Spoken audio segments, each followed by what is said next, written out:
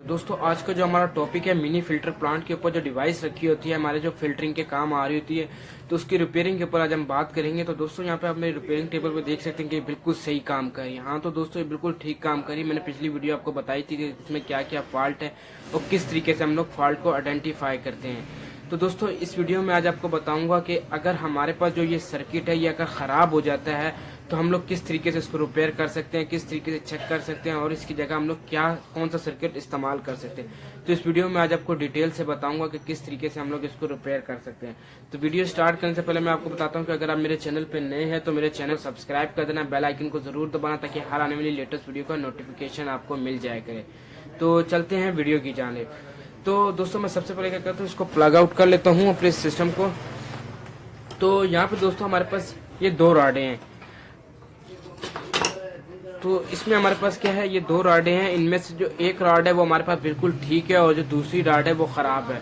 सबसे पहले तो हम इन दोनों राडों के अंदर फर्क मालूम करेंगे कि इन दोनों के अंदर क्या फर्क होता है, टेस्टिंग हमें किस तरीके से करनी चाहिए और अगर हमारा जो सर्किट है वो ख़राब हो जाए तो हमने उन सर्किट को किस तरीके से चेक करना चाहिए, उसकी जगह कौन सा सर्किट इस्तेमाल करना चाहिए। तो यहाँ पे दोस्तों हम लोग इनको रॉड को चेक करने के लिए इस्तेमाल करेंगे मल्टीमीटर का। मल्टीमीटर को ले आएंगे कंटिन्यूटी पे। तो यहाँ पे आप देख सकते हैं कि ये हमने रख लिया कंटिन्यूटी पे और यहाँ पे हमने सेलेक्ट कर लिया कंटिन्यूटी। तो मीटर के ऊपर भी एक वीडियो बनाऊंगा डिटेल से कि किस तरीके से आप इसके ऊपर काम कर सकते हैं, क्या क्या फंक्शन होते हैं इसके ऊपर। तो यहाँ पे दोस्तों सबसे पहले हम लोग लेते हैं खराब रोड और नई रोड। देख सकते हैं कि इसको हम लोग जब इन दो चार पिन्ने हैं तो यहाँ पे आप देख सकते हैं कि आपकी स्क्रीन के ऊपर आपको मिल रही होगी इसकी तस्वीर। तो हम लोग इन दो पे और इन दो पे हम लोग कनेक्ट करेंगे, चेक करेंगे। यहाँ पे आप देख सकते हैं कंटिन्यूटी नहीं आ रही। जब मैं प्रोब्स को आपस में मिला रहा हूँ तो कंटिन्यूटी आना शुरू हो गई, रीडिंग देख सकते हैं मीटर के ऊपर। तो जब मैं इन दोनों को आपस में मिला रहा हूँ तो कोई रीडिंग नहीं आ रही। तो जब मैं इन दोनों को आपस में मिलाता हूँ तो एक कंटिन्यूटी आना शुरू, यानी कि ये जो हमारे पास एलिमेंट है, इसमें जो एलिमेंट हमारा अंदर लगा हुआ है वो बिल्कुल ठीक है, लेकिन ये जो साइड हमारी है ये हमारे पास खराब है। तो इसका मतलब है इसके टेस्टिंग में हमारे को हम लोग इसी तरीके से हम लोग इसको चेक कर सकते हैं। दूसरा स्टेप भी मैं आपको दिखाऊंगा। और ये जो है हमारे पास नई वाली रोड है, हम लोग इसको भी चेक करेंगे कि इसमें क्या फॉल्ट आया हुआ है। तो सबसे पहले हम लोग लगाएंगे इस जगह पे। तो आप मीटर पे अपनी कंटिन्यूटी देख सकते हैं 14 ओम 12 ओम, तो ये रीडिंग आ रही है। तो अगर मैं इन दो जगह पे लगाऊंगा तो मेरे पास कोई भी रीडिंग नहीं आएगी।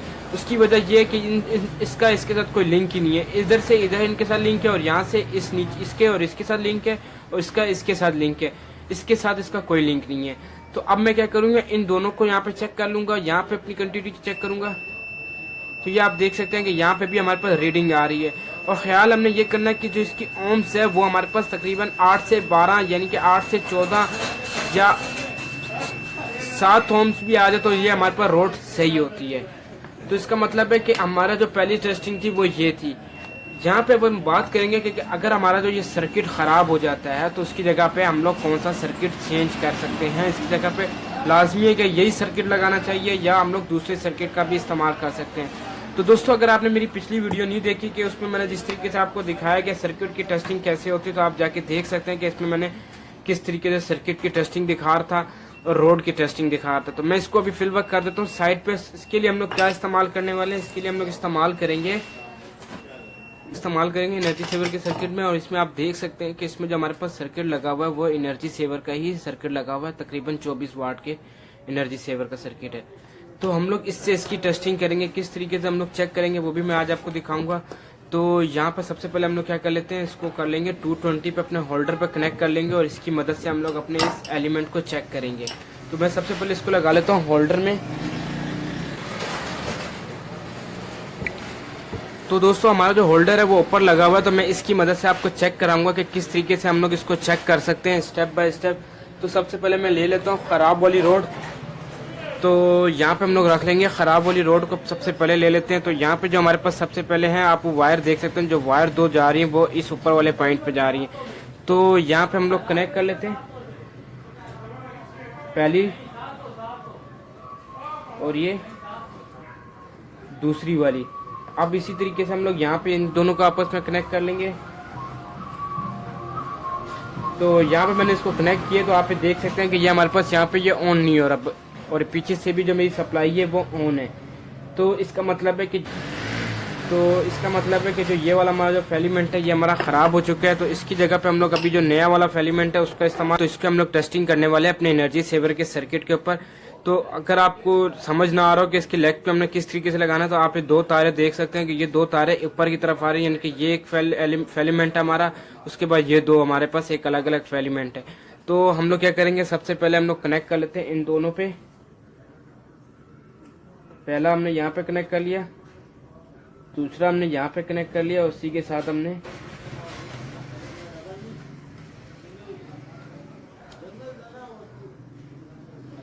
तो यहाँ पे दोस्तों आप देख सकते हैं कि ये वाला जो हमारा फेलिमेंट है ये हमारा ऑन हो चुका है। तो इस तरीके से हम लोग इसको चेक कर सकते हैं। तो दोस्तों यहाँ पे अगर हमारे पास ये सर्किट अगर फॉल्टी भी हो जाता है तो उसकी जगह पे हम लोग एनर्जी सेवर के सर्किट का भी इस्तेमाल कर सकते हैं। तो बहुत ही आसान तरीका है कि आपने इन दोनों चारों तारों को निकालना है और अपने इस एनर्जी सेवर का जो सर्किट है, जिस तरीके से हम लोग ग्लोब एक बनाते हैं एनर्जी सेवर का बनाते हैं, उसी तरीके से हमने कनेक्शन करने हैं और हमने वापसी अपनी क्लिप को यहाँ पे फिट कर देना। बहुत ही आसान है, आप इसको रिपेयर कर सकते हैं अपने घर में बैठे। अगर आपके घर में इस तरीके से प्रॉब्लम आती तो आप इसी तरीके से इसको चेंज करें, इंशाल्लाह ये वर्क करेगा और बेहतरीन चलता है, क्योंकि मैंने बहुत से लोगों को इस तरीके से बना के दिया है। तो दोस्तों अगर ये वीडियो आपको अच्छी लगी हो तो आप लाइक जरूर करना, बेल आइकन को जरूर दबाना, ताकि हर आने वाली लेटेस्ट वीडियो का नोटिफिकेशन आपको मिल जाया करे। अगर रेफ्रिजरेशन और इलेक्ट्रॉनिक्स के मतलब किसी किस्म का कोई भी सवाल हो तो आप कमेंट बॉक्स में पूछें, इंशाल्लाह मैं उसको आपको रिप्लाई करूंगा। अगर किसी टॉपिक के ऊपर वीडियो बनानी तो आप मुझे कमेंट्स बॉक्स में पूछ सकते हैं और मैं उसके ऊपर इंशाल्लाह वीडियो भी लेकर आने की कोशिश करूँगा। तो इसी के साथ दीजिए मुझे इजाज़त, खुदा हाफिज़।